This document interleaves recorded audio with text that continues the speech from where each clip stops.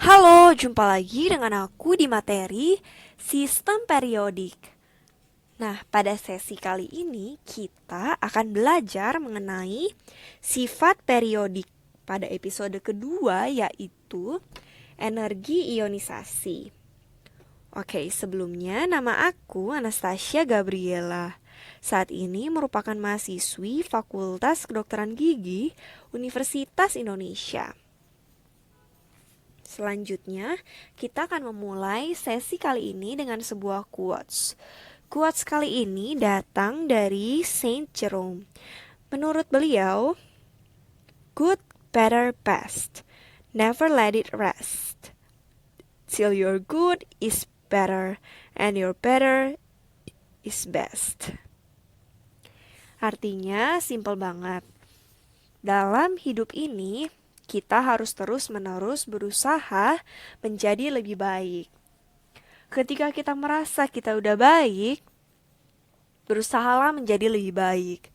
Dan ketika kita udah lebih baik, berusahalah untuk menjadi yang terbaik. Begitulah kata Saint Jerome. Oke, kita lanjut ke materinya yang ditunggu-tunggu dari tadi nih. Jadi materinya adalah sifat-sifat periodik. Nah, apa sih sifat-sifat periodik itu? Nah, sifat-sifat periodik ini pengertiannya udah aku jelasin di sesi sebelumnya. Tapi nggak apa-apa, kita review lagi, aku jelasin lagi ya.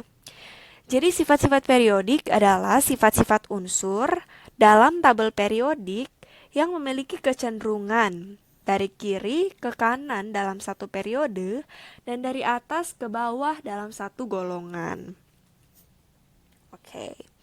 Nah, kali ini kita akan berfokus pada energi ionisasi. Apa sih energi ionisasi itu? Kita lihat, ionisasi artinya pembentukan ion. Nah, tapi di sini pembentukan ionnya berfokus pada pembentukan ion plus 1 atau kation. Nah, kemudian ada kata energi, berarti energi ionisasi adalah energi yang diperlukan untuk membentuk ion. Simpelnya kayak gitu. Nah, tapi ionnya hanya plus 1. Kenapa nggak disebut kationisasi? Aku juga nggak tahu kenapa. Mungkin karena kationisasi terlalu panjang kali ya. Oke. Jadi, energi ionisasi panjangnya adalah besarnya energi yang diperlukan untuk melepas satu elektron dari atom netral dalam wujud gas sehingga terbentuk ion berwujud gas dengan muatan plus 1. Oke, udah jelas kan? Next, pernyataan, kecenderungan atau tren. Energi ionisasi dari atas ke bawah dalam satu golongan semakin berkurang karena kulitnya bertambah, sehingga jari-jari atomnya juga bertambah. Dengan demikian, jarak antara elektron valensi dengan inti atom semakin menjauh, sehingga gaya tarik-menariknya berkurang. Wah, berbelit-belit juga ya pernyataannya. Oke, aku jelasin simpelnya kayak gini. Pernyataannya adalah energi ionisasi dari atas ke bawah dalam satu golongan semakin berkurang. Mengapa semakin berkurang?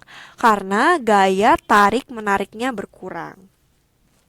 Oke, kebayangkan kalau gaya tarik-menariknya berkurang, maka besarnya energi yang diperlukan untuk melepas satu elektron juga berkurang. Nah, mengapa gaya tarik-menariknya berkurang?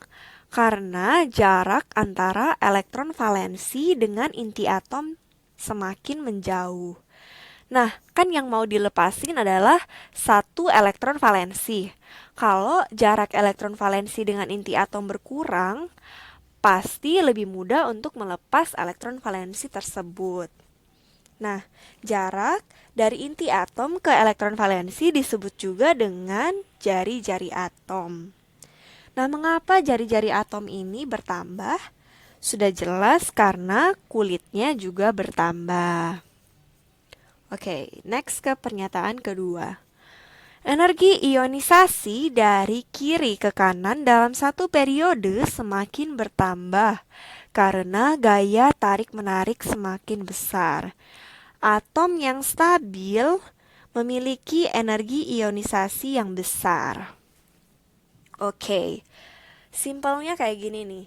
Kalau gaya tarik-menariknya semakin besar, pasti semakin sulit bagi kita untuk melepas satu elektron tersebut, sehingga energi yang diperlukan juga semakin bertambah. Nah, mengapa gaya tarik-menariknya semakin besar? Karena kita ingat lagi di jari-jari atom sebelumnya udah dijelasin kalau gaya tarik-menarik semakin besar karena bertambahnya nomor atom berikut jumlah proton dan elektronnya. Oke, kita next ke grafik. Berikut adalah grafik energi ionisasi pertama dari unsur dalam EV. Oke, kita ingat pernyataan pertama, yaitu energi ionisasi dari atas ke bawah dalam satu golongan semakin berkurang. Kita lihat di sini ada hidrogen 13,6. Kemudian litium 5,4. Kemudian natrium 5,1. Kemudian kalium 4,3. Rubidium 4,2. Berarti nggak ada masalah kan di bagian pernyataan pertama. Udah sesuai dengan pernyataannya. Kita lihat pernyataan kedua.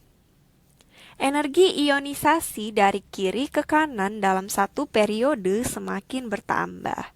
Kita lihat periode pertama terdiri dari dua unsur yaitu hidrogen dan helium. Benar, semakin bertambah. Nah, kita lihat periode 2. Wah, udah zigzag-zigzag nih. Sedikit kurang tepat dengan pernyataannya ya. Tapi ingat ada kata cenderung. Cenderung artinya cenderung meningkat, tetapi memungkinkan terjadinya penyimpangan. Nah, penyimpangannya 1, 2. Oke.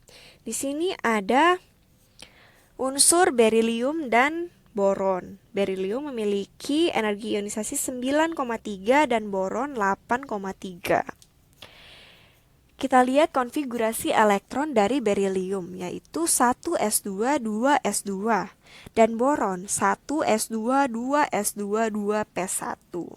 Sehingga berilium merupakan unsur yang stabil, sedangkan boron memiliki satu elektron di subkulit P, sehingga besarnya energi yang diperlukan untuk melepas satu elektron di subkulit P tersebut lebih kecil daripada untuk melepas satu elektron pada subkulit S yang terisi penuh tadi.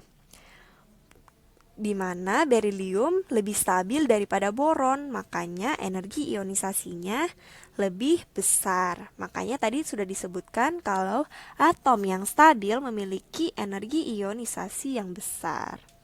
Oke, kita lihat lagi di sini.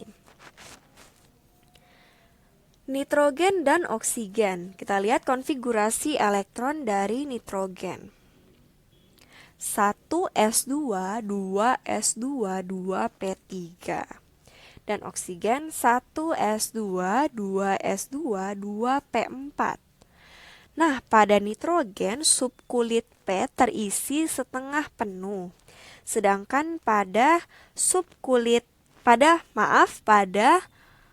oksigen subkulit P terisi 4 elektron atau setengah penuh plus 1.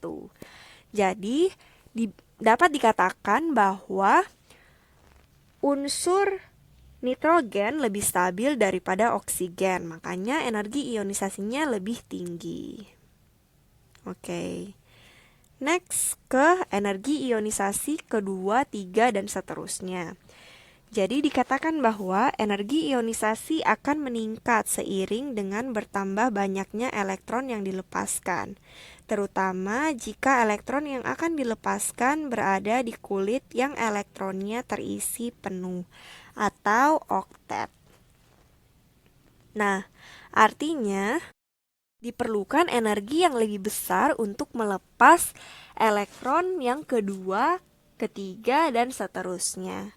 Yuk kita lihat contohnya. Di sini ada contoh energi ionisasi natrium dan silikon dalam kilojoule per mol. Nah, di sini natrium memiliki energi ionisasi pertama 495,5 dan yang kedua 4560. Wah, bertambah banyak sekali, hingga 10 kali. Mengapa demikian? Kita lihat. Konfigurasi kulitnya 281, sehingga sudah jelas dia sangat meningkat di bagian keduanya. Kenapa? Karena tadi sudah dijelaskan kalau energi ionisasi akan meningkat, terutama jika elektron yang akan dilepaskan berada di kulit yang lebih dalam. Karena setelah kita melepas satu elektron, maka natrium tersisa 2 kulit. Berarti elektron yang kedua dilepaskan berada di kulit yang kedua tersebut. Sehingga dibutuhkan energi yang lebih besar. Karena konfigurasi elektronnya dalam keadaan stabil pada saat itu, yaitu 1s2, 2s2, 2p6 saja. Oke, next ke Si. Si memiliki konfigurasi kulit 284. Dapat kita perkirakan bahwa terjadi peningkatan yang sangat besar pada energi ionisasi ke-5 tentunya. Coba kita lihat. 4 ke 5. Terjadi peningkatan hingga 10 kali lipat lebih. Maka benar, ketika dia sudah memasuki kulit berikutnya, maka maka lebih sulit untuk mengeluarkan elektron tersebut. Makanya terjadi peningkatan yang sangat besar. Ketika dia terlepas satu, maka dia menjadi 1s2, 2s2, 2p6, 3s2, 3p1. Namun ketika sudah terlepas 4, dia menjadi 1s2, 2s2, 2p6 dalam keadaan stabil atau oktet dengan jumlah kulit berkurang 1. Makanya lebih sulit untuk melepaskannya. Oke, next. Udah kelar. Oke, jadi sekian materi pada sesi kali ini. Terima kasih telah belajar bersama kami. Selamat belajar dan semoga sukses!